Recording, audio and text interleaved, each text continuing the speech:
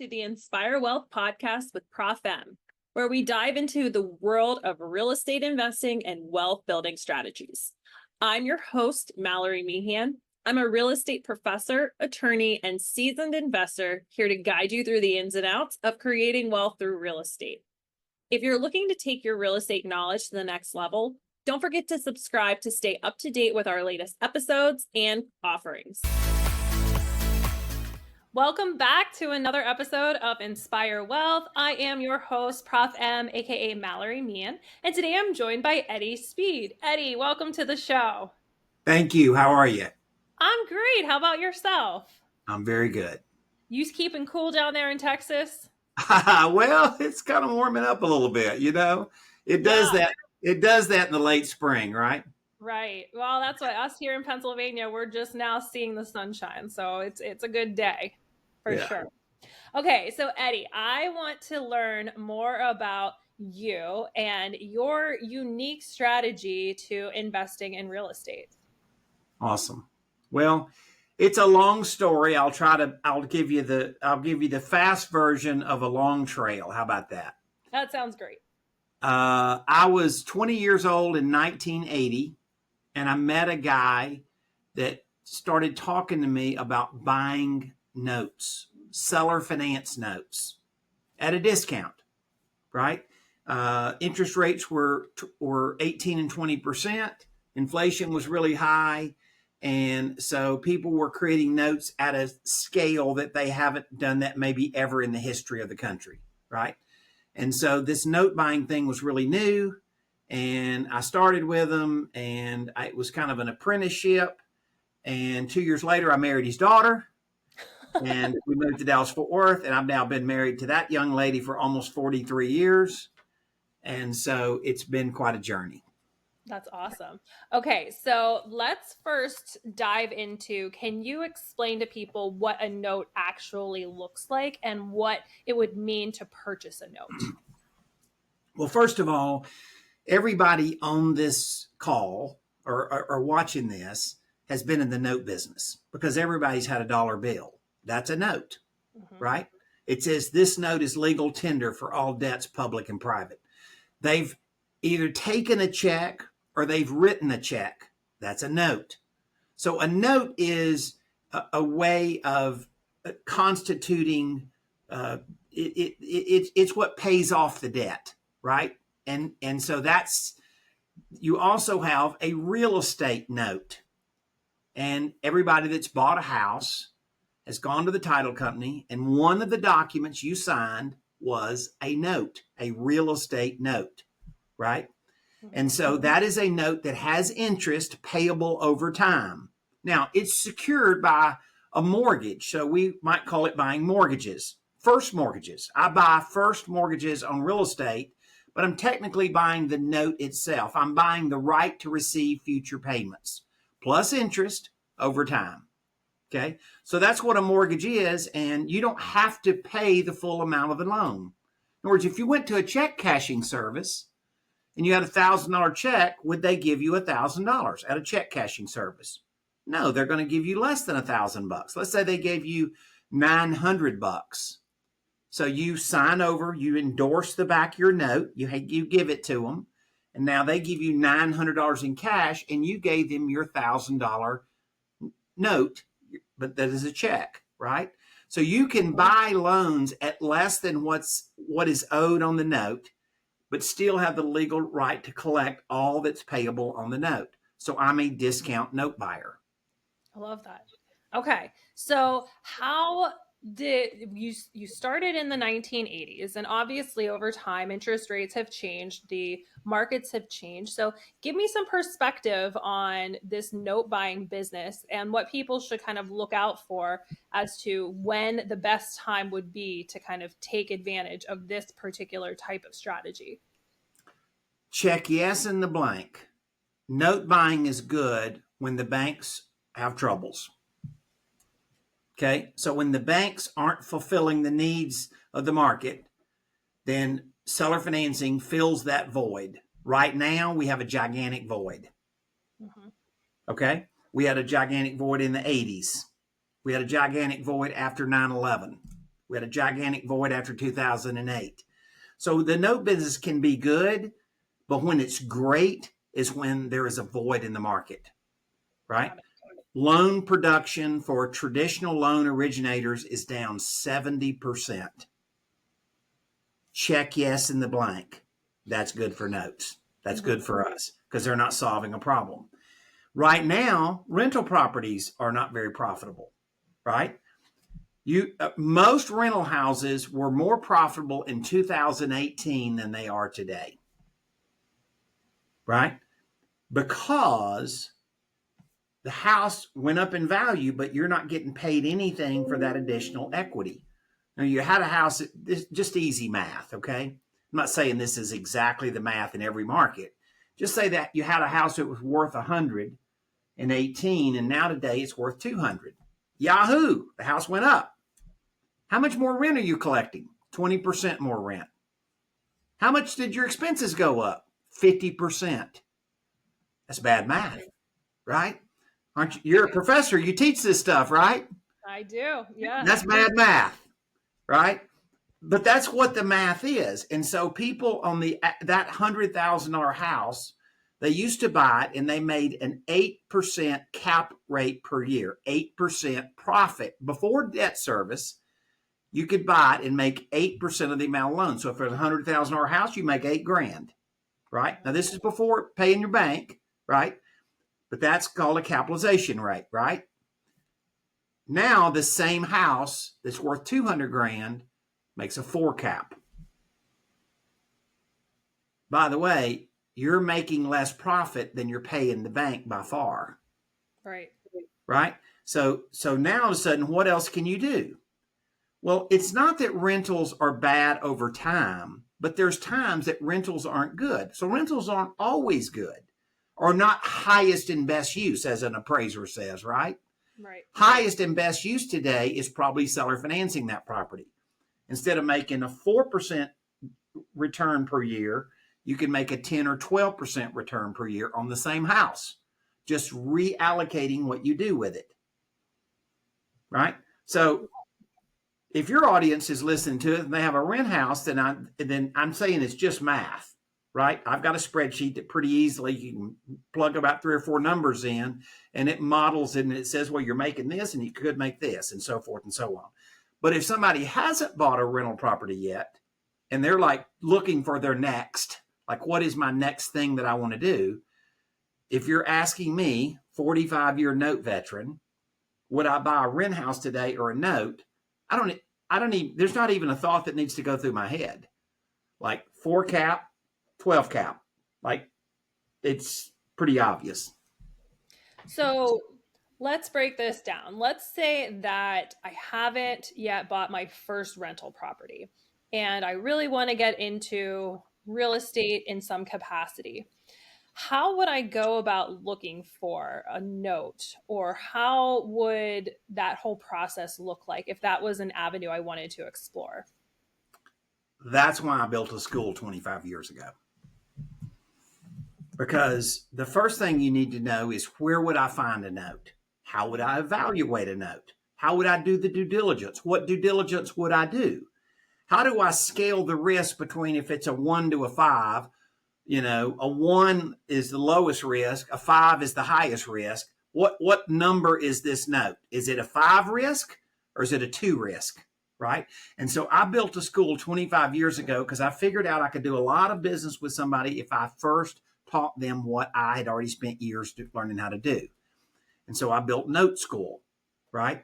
And so that's what we do, is we teach people what's possible as far as financial modeling and how you can do different things in that regard with notes. There's leveraging techniques that you can use with notes that most people wouldn't necessarily know about.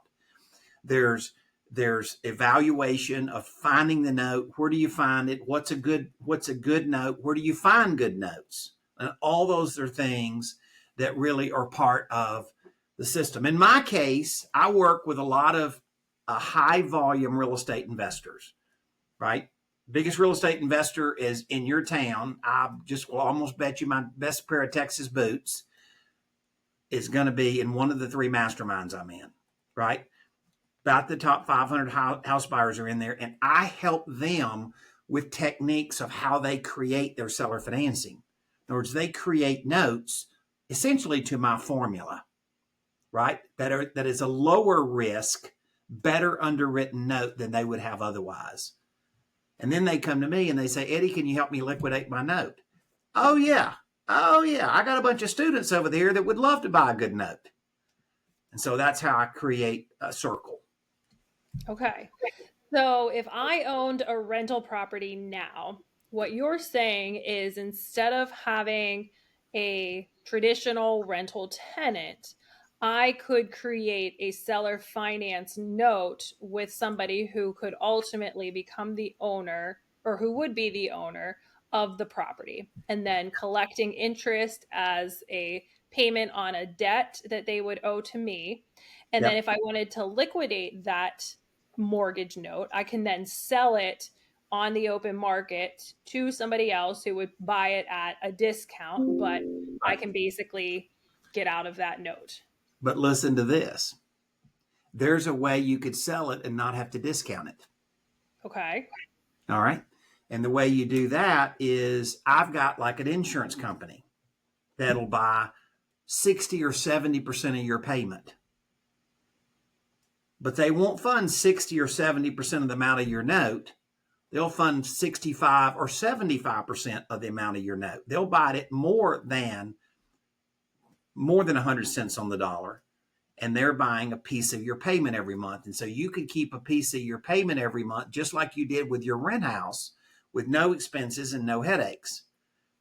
And so let's just say this is a market phenomena that's actually been around a couple of years, but people weren't paying attention to it 2 years ago. Now people are kind of down the road with it, and they're like, yeah, he's right. Rents aren't going up. We've hit a ceiling on that. Expenses are not going down. And now we've kind of had it flat real estate market. So if I'm going to do something different, now's the time to go do something different, because in landlords, generally speaking, now there's exceptions to every rule, so there clearly are exceptions here. But the majority of landlords are not happy. They don't feel like their rental property is making money for them like they don't feel like it's keeping up with the times. And that was a very different story than it was in 2018. Rental properties weren't really making money when 22 was around, but they were going up in value, and people were willing to tolerate the aggravation because they're saying, hey, my property's going up in value. And they were right. But that was not normal. That was abnormal, right? And so now we're back to a more normalized market, and values have gone up, but the income has not paced with the value. So that's the thesis. That's the issue. And so we're like, hey, wait a minute, guys. There's something else you could do with that same house. Because let me ask you a question, Mallory. What is the tallest building in most every city? Size-wise, or like what specifically is the Tallest use? building. Like, yeah. Like, Apartment building. how about the bank? Oh, Oh, there may be something to this. This being the bank could be really profitable. yeah. And so that's the idea. And it's a little different way of thinking. You teach this all the time, and the students you're teaching, for the most part, they're wanting to make this their career. This is their next, right? And so they're willing to get out there and grind every day and work at it and put deals together, all the stuff that you and I've done now for a long time, right? And you're just teaching them how to do it correctly and what's proper and rules and structures and industry standards and, all those things, right? Most people that own rent houses, that's not what they do for a living. They're not looking for a weekend job, right? They were looking to make money. They weren't doing this because they said, honey, I think I'll go find some more tasks to take on every week, right? They did it because they were trying to go make money. So that you have the work level of a bank, not the work level of a landlord, which is quite honestly, in most cases, being the bank doesn't take a lot of work. These loans are generally third-party serviced. So you don't have to go full with, worrying about the taxes and insurance. You got a servicer that worries about that. Tell me So more they about like, that, because I think that's a really important part to this, because I think, somebody who's looking to get true passive income, they really want somebody to take care of everything. So how does that all work out? well, a lot of people have property management, and we all realize that property management is still a lot of brain damage for the owner. We think they're going to take all the struggles away, but you don't just turn them loose and say, go do whatever, right? You got to make sure you're managing the manager, right? Otherwise, you're not happy with the results, right? I'm sure you see this a lot in your teachings. Yes. A loan servicer is collecting payments every month, and they're making sure the taxes are paid. They're making sure the house is insured, and they're just sending you a report. I mean, there's an occasion where maybe the loan gets a little delinquent and they got to make a collection call. You go on their portal and say, okay, they made a collection call and Bill's going to make his payment next week, right? I'm not saying there's no chance of default, but the type of underwriting we're doing has a 3 to 5% chance of failure, right? So it's a pretty high percent chance it's going to be successful. If I told you, being a landlord, you had a 3 to 5% chance of a problem with a tenant, what would you say? It's a lot higher than that. That's ridiculous, Eddie. Come on. There's no, I mean, you see what I'm saying? So it's just the if you measure it from that standpoint, it's not as near as problematic.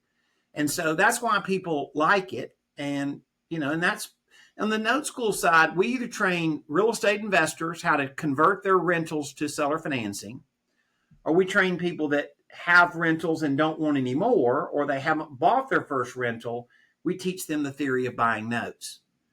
And it's usually, if you're buying a note versus having a rental, if you had $250,000, now this isn't a normal market, yours might be slightly higher, but if it's usually about a normal market, okay, the average rent in the United States statistically is on a house is about $1,800.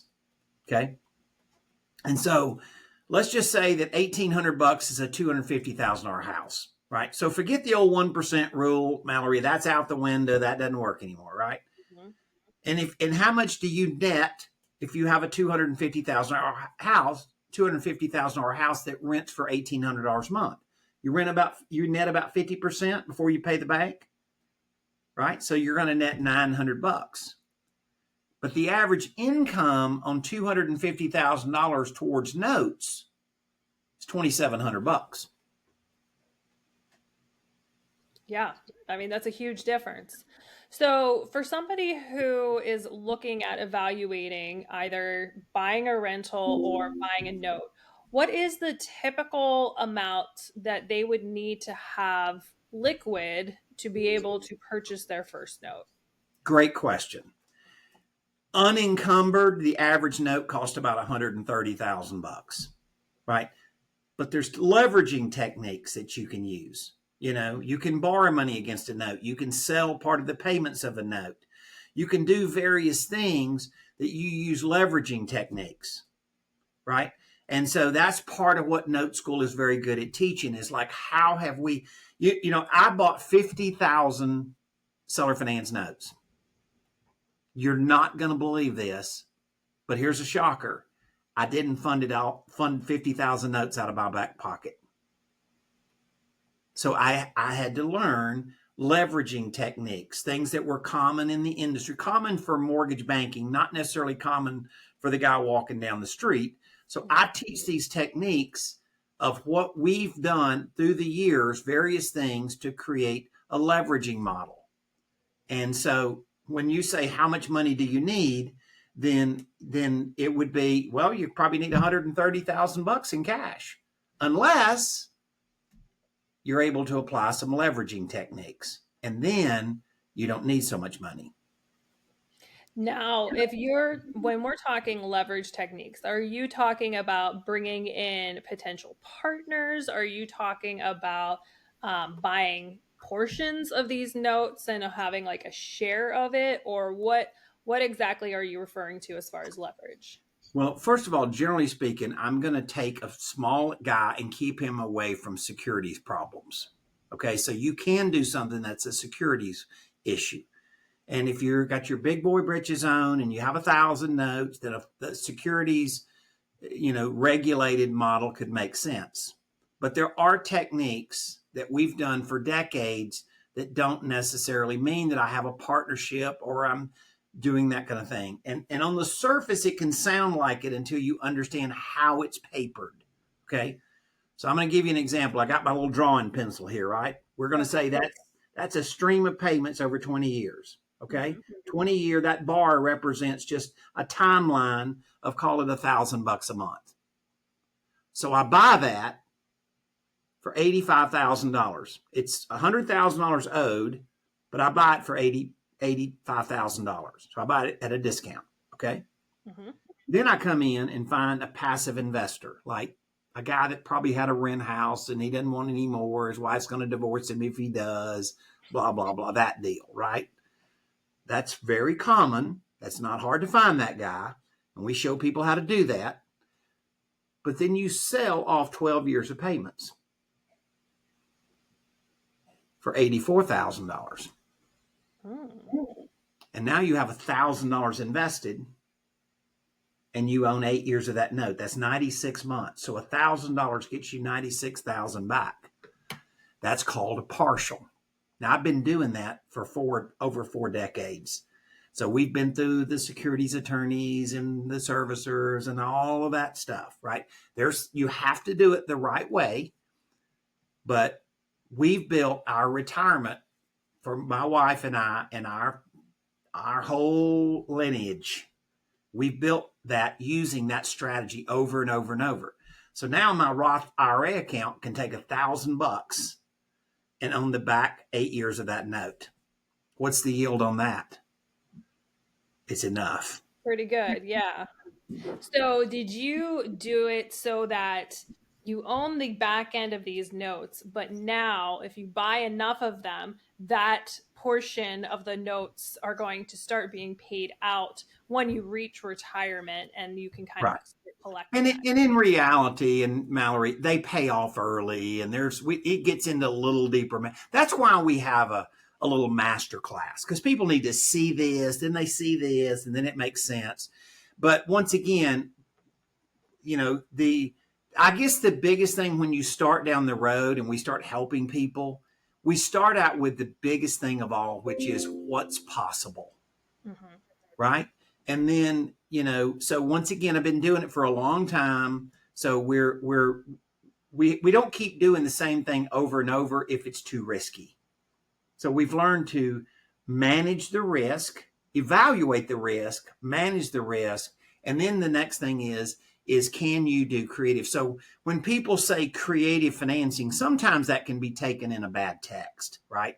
Creative financing can just be doing crooked deals.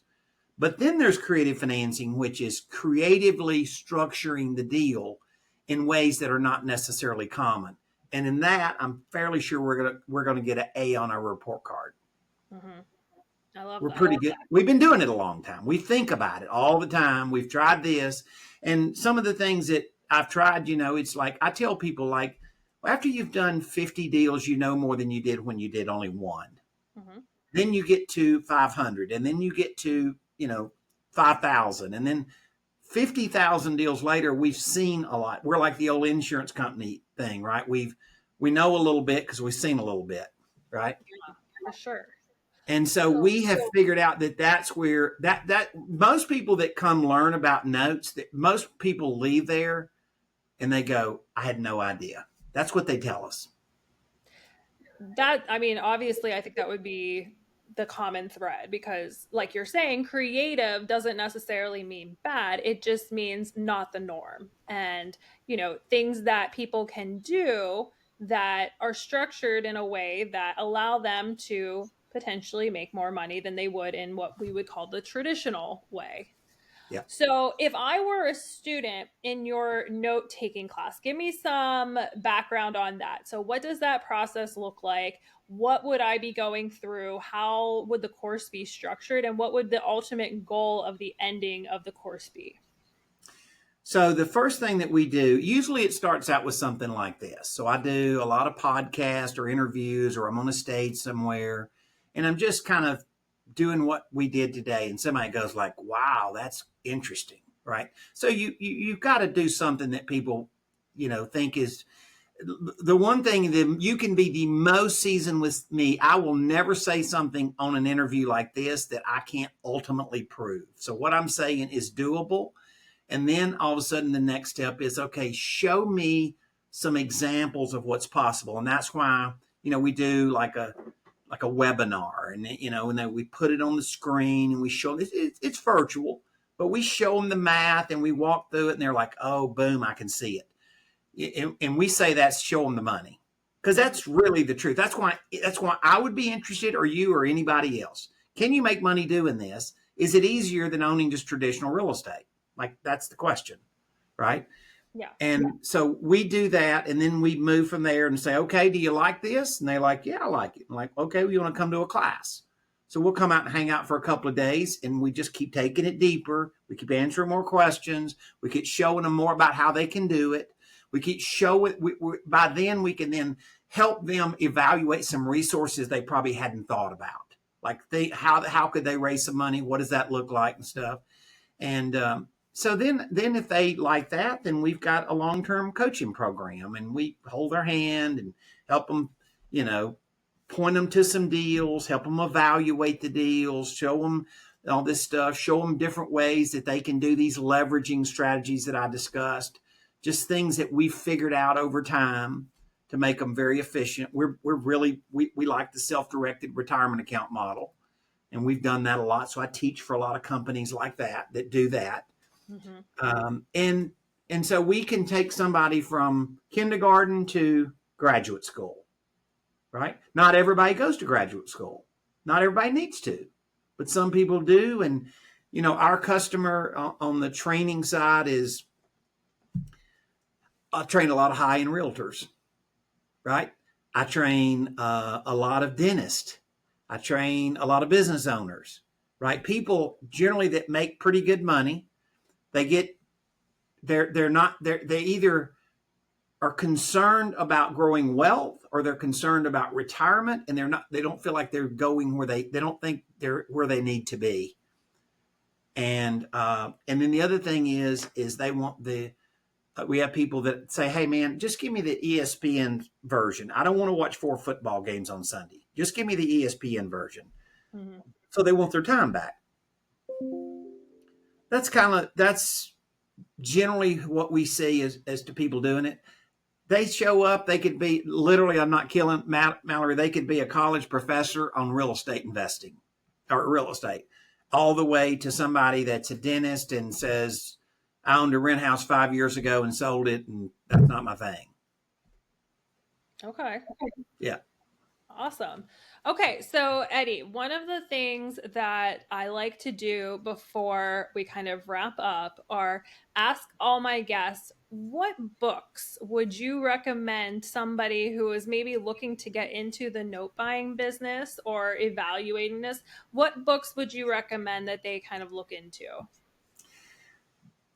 Well, I'm going to give them a book if they come see me. So I think the book I have is the simplest book on buying notes. It's called Ask Eddie. It's 150 most common questions we've ever been asked about notes, and we answer it. But beyond that, right? I'm going to go a different direction here, because what I have learned is, if we have any entrepreneurial itch in our body, the first thing we have to do is understand psychology, right? And we have to understand where people are coming from, and we have to understand how to position things. And my favorite book is a book of the guy that was the chief hostage negotiator for the FBI, and his name was Chris Voss, right? And it's called Never Split the Difference. And that book is full of psychology. It is great psychology because you're dealing with people that feel like they have the guy that has the hostage, right? He feels like he has all the control, but at the end of the day, he can lose control. And Chris Voss explains how that's true and how that can work. And so it's really, really a good book. It's probably a book literally you could read 10 times. Yep. Agreed. Yeah. Awesome. Okay, Eddie. So if somebody is looking to learn more about notes, learn more about your school, and, dive into that process, where should they go? How should they connect with you? Well, I'm going to send them to a page to sign up for a little master class. So this is kind of, call it an hour and a half, could be 2 hours worth of time.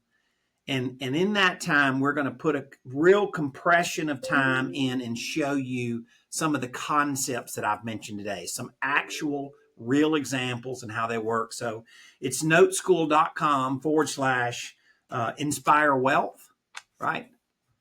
So they're going to get to type a little bit to type that in, but guess what? I think it'll be worth it. And we do a master class and we go through there and show people examples and explain things. We're very sensitive to what people have already asked us. So we're very conscious of covering the most common questions people ask about this as we go through it. But we want to hear additional questions. So we're very encouraging of let us know, type it in, do that kind of thing. And we're also pretty good at, like, our staff is very engaging of before they come to the class. And then after they come to the class, like, okay, what is it that we want to find out, like, what is it that you're looking for? And sometimes people have what they're looking for is not what we do. And we're quick to tell them that's not what we do. Mm-hmm. But a lot of people, we actually can help them with what they're trying to accomplish. They hadn't quite thought about it that way. And I think this process does it. It's an easiest way to kind of vet a strategy and see if you like it. Yeah, that's awesome. Well, Eddie, thank you so much for being on the show. It has been a real pleasure speaking with you. And that's going to be it for this episode of Inspire Wealth. I'm Prof M, out. And for those who want a more hands-on learning experience, check out our online courses at inspirewealtheducation.com. Whether you're just starting out or looking to expand your investment portfolio, I've created step-by-step guides and resources to help you achieve your financial goals. So hit that subscribe button and let's start building your wealth one episode at a time.